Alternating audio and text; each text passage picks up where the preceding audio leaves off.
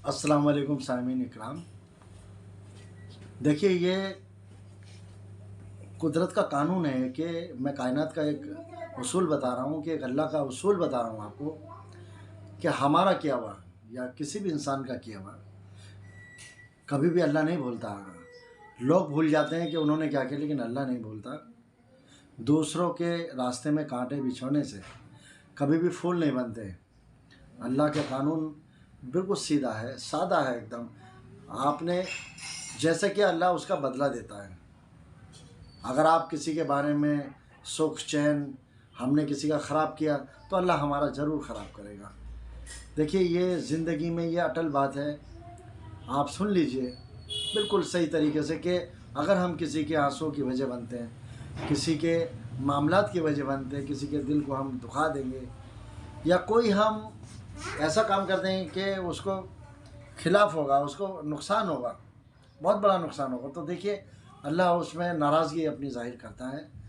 हमें अपने वक्त का इंतज़ार करना चाहिए, हमें अल्लाह के निज़ाम पे रहना चाहिए और इस निज़ाम के हिसाब से हमें ज़िंदगी जीनी चाहिए। मैं आपको इसमें अपना ज़ाती तजुर्बा बताता हूँ कि देखिए, ये सच्चाई है। ये अगर हमसे गलती हो जाए या कोई बात हो जाए तो हमें माफ़ी मांगने में कोई गलती नहीं है, कोई गरज नहीं है। हमें माफ़ी मांग लेनी चाहिए। अगर हमने किसी पड़ोसी को या किसी को हमने ख़ानदान में किसी को हमने अजियत पहुंचाई है, तो हमें देखिए, हमें छोटा नहीं बनना चाहिए।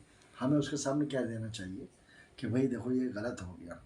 जैसे कि मैंने पहले भी कहा कि शादी में खाने का मैंने एक छोटा सा आपको एक जो है मामला बताया था, कि अगर किसी के कुर्ते पे या किसी से लग जाता है तो लड़ने की ज़रूरत नहीं है, क्योंकि लड़ने से वो आपका साफ तो होने से ना बात और बढ़ जाएगी।